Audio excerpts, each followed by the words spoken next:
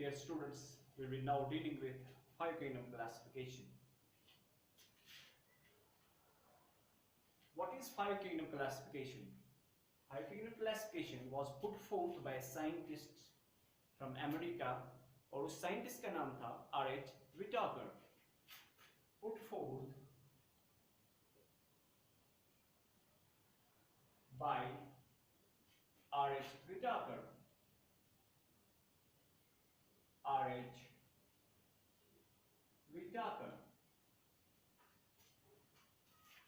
So what is five kingdom classification?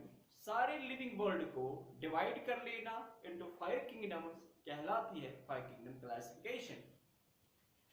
Dividing living world, dividing living world into five kingdoms, into five kingdoms is called five kingdom classification. Five kingdom classification.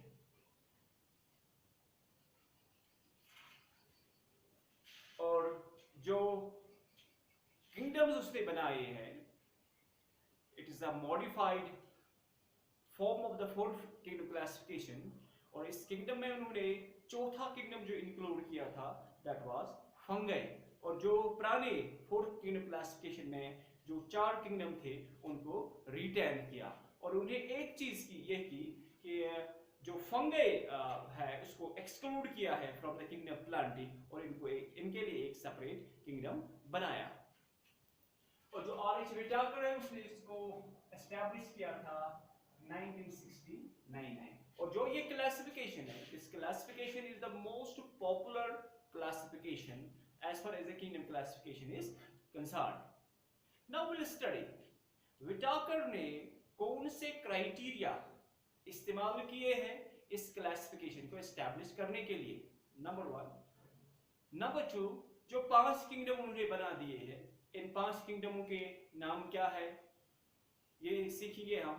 और एक और last पे हम ये conclude करने की कोशिश की what are some advantage and the disadvantage of the five kingdom classification. So what are the kingdoms? कौन से किंगडम उन्होंने बनाए हैं, यानी सारी जो पांच किंगडम उन्होंने बनाए हैं, इन पांच किंगडमों के नाम क्या है. पहला किंगडम जो है वो है मनीरा और जो दूसरा किंगडम है इसका नाम है protista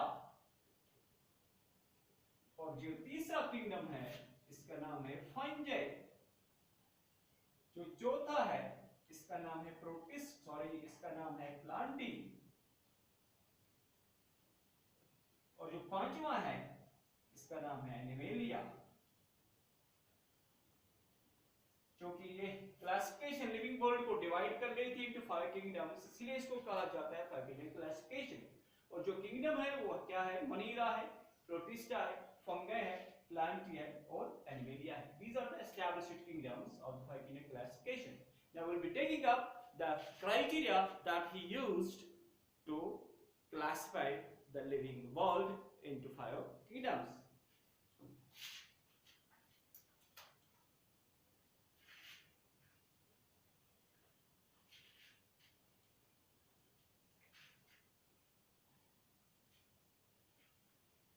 Criteria.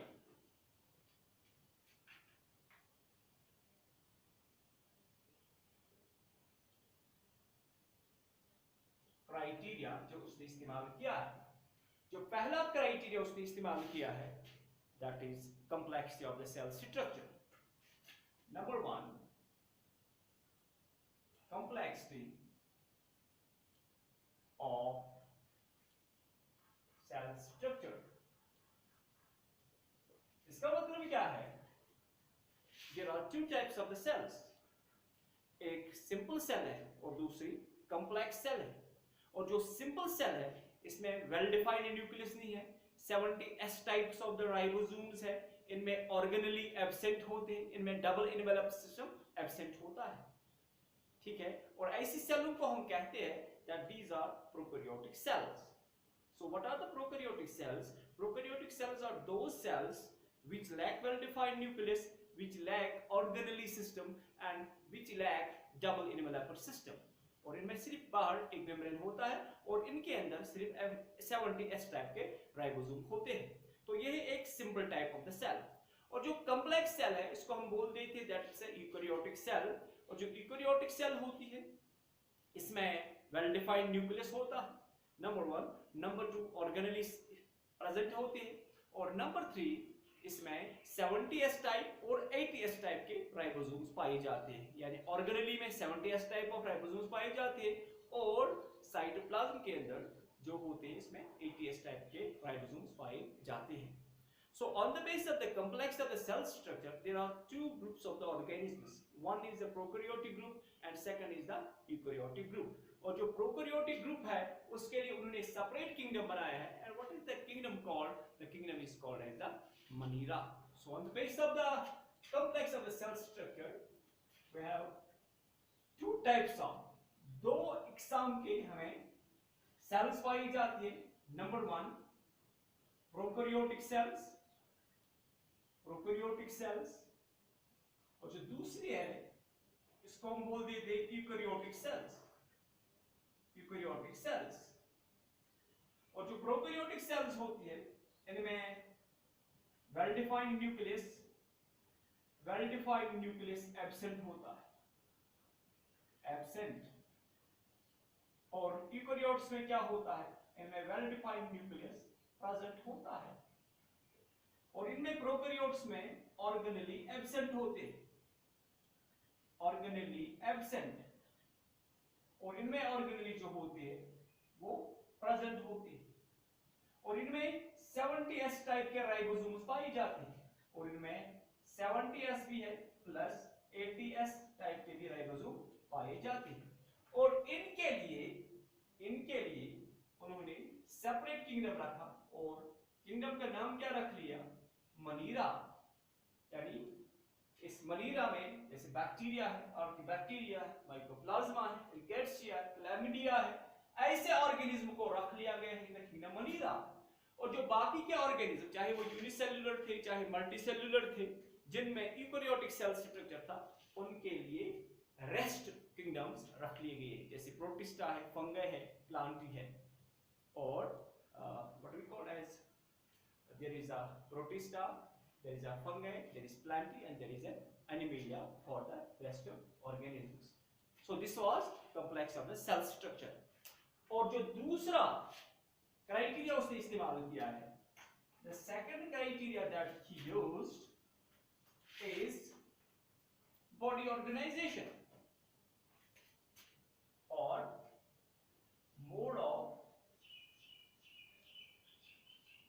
body organization. Mode of body organization.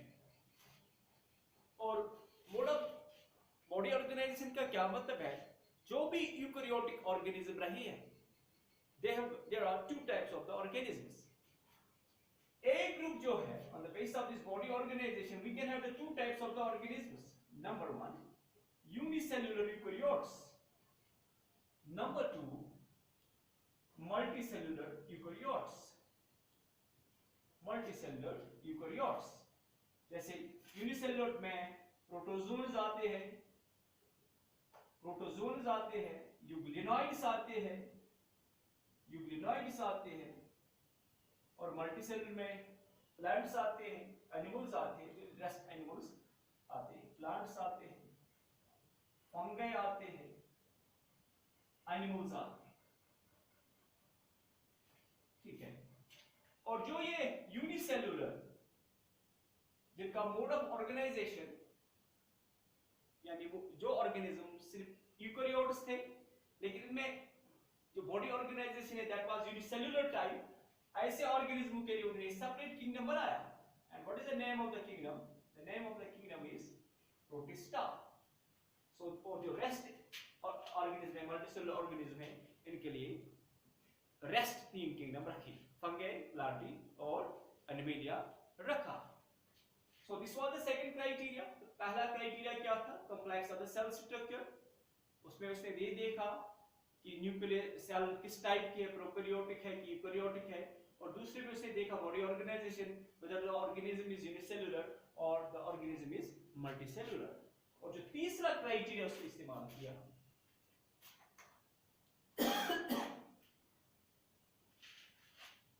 जो तीसरा क्राइटेरिया उसने इस्तेमाल किया, the third criteria that he used is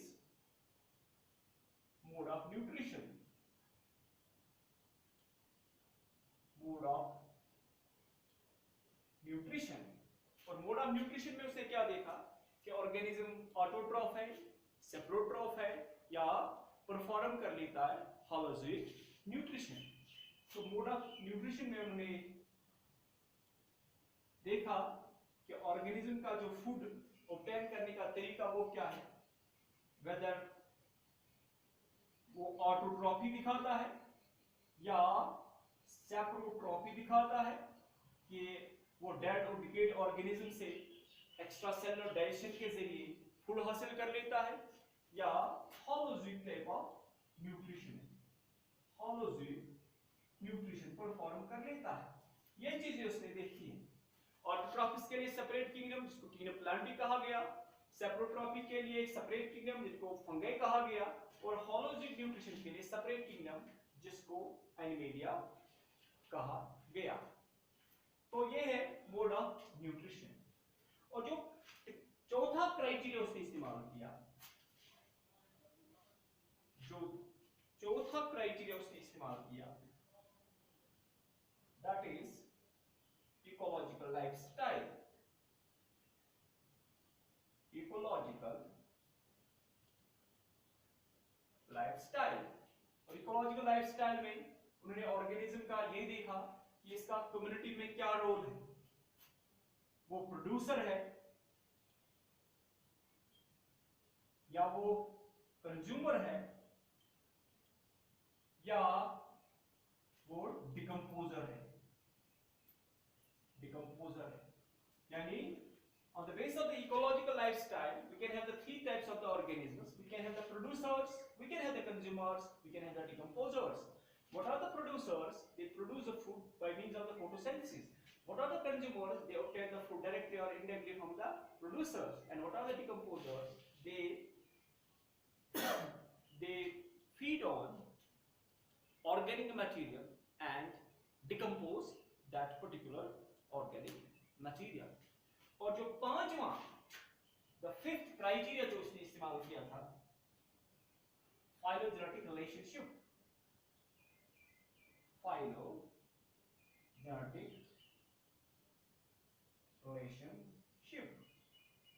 तो phylogenetic relationship में उसने ये देखा कि पहले ऑर्गेनिज्म कौन थे और उनका इवोल्यूशन कैसे हुआ, तो इसके बाद कौन सा नया ऑर्गेनिज्म का ग्रुप बना।